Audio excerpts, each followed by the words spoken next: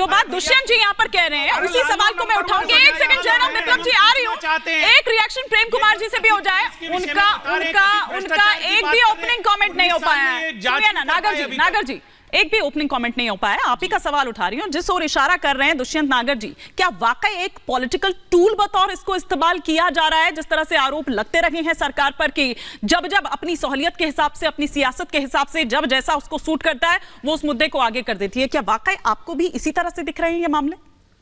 हिमानी जी, मुझे तो नजर आता है कि ईडी जिसको 3 बार एक्सटेंशन दे रही थी सरकार, 2018 में मिश्रा जी आए थे, 20 तक रहे, 21 में एक्सटेंशन, 22 में एक्सटेंशन, 23 तक एक्सटेंशन, तो आखिरकार सुप्रीम कोर्ट को रोकना पड़ा। भाई कितना गैरकानूनी करोगे?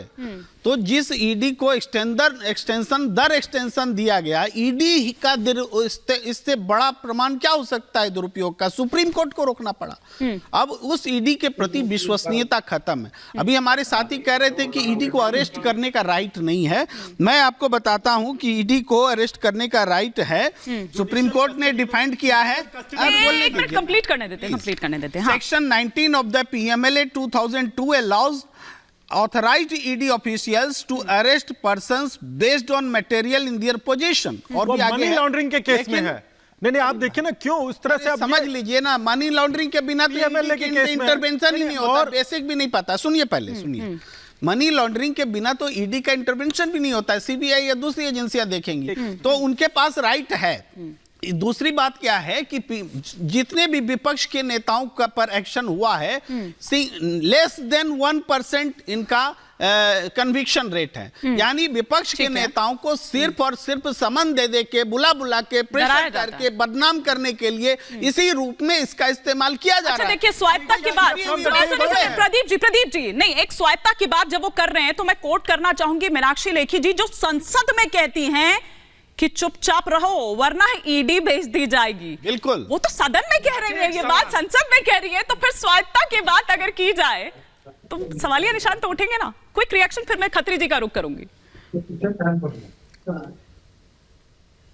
प्रदीप जी, अरे ये देखिए पीएम जो अभी जो वर्तमान में केसेस चल रहे हैं, जो लालू जी के पुत्र और हेमंत सोरेन जी को लेके लगा हुआ है, जनता इतना क्लिष्ट, जो भारत देश, जो प्यार देने वाली जनता है ना, वो इतना टेक्निकल टर्म्स नहीं समझती है। अगर आप सच हैं तो सीधे आइए सामने, क्या प्रॉब्लम थी? ये तो समझती है कि चुप रहो नहीं तो ईडी पहुंच जाएगी। ये तो समझती है जनता। नहीं तो आते हैं सामने, कभी सत्ता पक्ष को देखा आते, शुरुआत में कभी बीजेपी ने ईडी का वेलकम किया हो, उनके घर गई हो, और नरेंद्र सिंह तोमर के बेटे के बारे में खुलेआम आराम से करोड़ों रुपया उन्होंने लिया।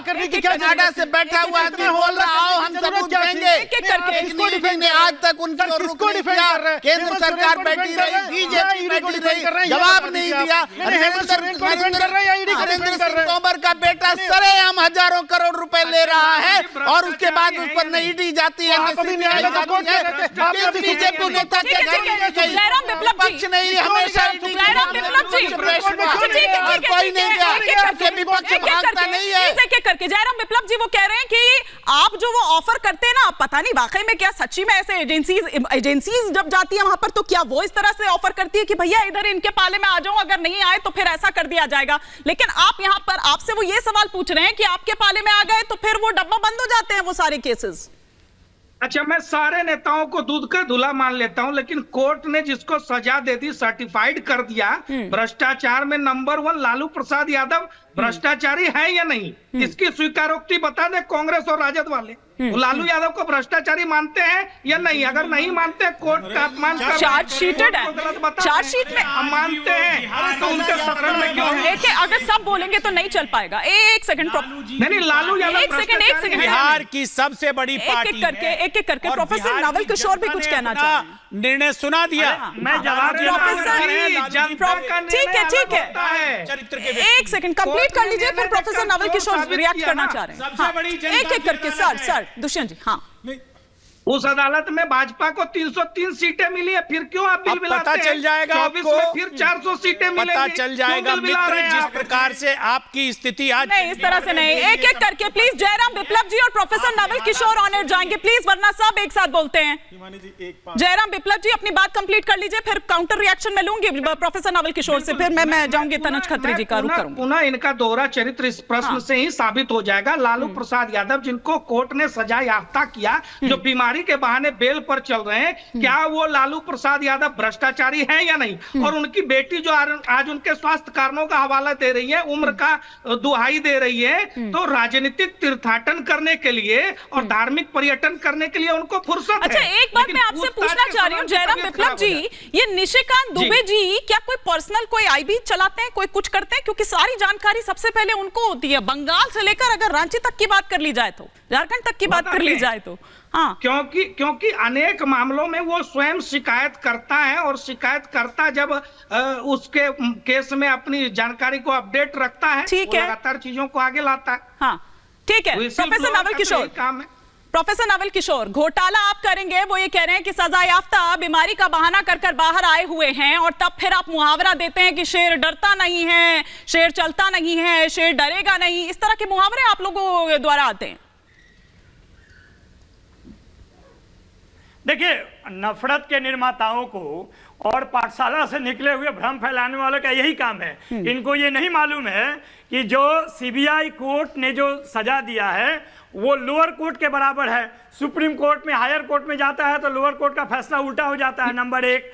नंबर दो, ये भी मालूम है उनको कि एक केस में सजा हुआ, 4 केस बंद हुआ। 2014 के बाद 4 केस कैसे खुले और वो क्यों अभी तक चल रहे हैं पिछले 10 साल से? तीसरी बात ये है कि इस आदमी को, जिसका दिमाग ही नहीं है, ये मालूम ही नहीं है कि बेल जो मिला है, आधी सजा पूरा होने के बाद मिला है। प्रोफेसर नवल किशोर, हम एक तार्किक, एक सार्थक बहस कर सकते हैं, एक दूसरे का रिस्पेक्ट करते हुए, एक दूसरे का रिस्पेक्ट करते हुए। देखिए, लालू का प्रवक्ता तो इन्हीं शब्दों में जाएगा ना। इस तरह की भाषा का इस्तेमाल ना करें प्लीज, एक डेकोरम होता है उसको मेंटेन रखिए, आप लोग अपनी बात रखिए।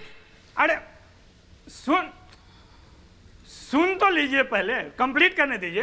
देखिए, इतनी बातें पूरे सच्चाई जो है पब्लिक डोमेन में है, फिर ये कहने का मतलब, अरे इनको नहीं मालूम है क्या कि लोअर कोर्ट का फैसला हाई कोर्ट में, लालू प्रसाद में खत्म हो जाता है। डीए केस में लालू जी, चुप तो रहो, बकवास करते हो क्या? डिबेट करने आता है तुम्हें? सिर्फ बकवास करते हो। देखिए, पर्सनल कमेंट ना करिए, पर्सनल कमेंट ना करिए प्लीज। नहीं, पर्सनल कमेंट नहीं। अरे जयराम विप्लव, तुम्हारा दिमाग खराब है, तुमको कुछ नहीं आता है। नहीं प्लीज, देखिए इस तरह से नहीं आता है। प्रोफेसर लगा लेने से कुछ नहीं होता। नवल किशोर यादव, जो कोई, मैं आप दोनों को रोक रही हूँ, प्लीज दोनों को ऑडियो थोड़ी देर के लिए डाउन कर दिया जाए। ये इस तरह की शब्दावली, इस तरह की भाषा शैली तो बिल्कुल बर्दाश्त नहीं की जाएगी। एक डेकोरम होता है सर, प्लीज। आप मेरे लिए सभी सम्मानीय है, माननीय है भाई, मैंने आपको बुलाया, आप मेरे मेहमान हैं। प्लीज इस तरह की भाषा अगर आप एक दूसरे के लिए कहेंगे, ये सिर फुटव्वल की स्थिति यहाँ मत करिए। आप अपना जो करते होंगे पार्टी में, अपने दफ्तर में, वो अलग बात है, कम से कम यहाँ मत करिए, पैनल पर मत करिए।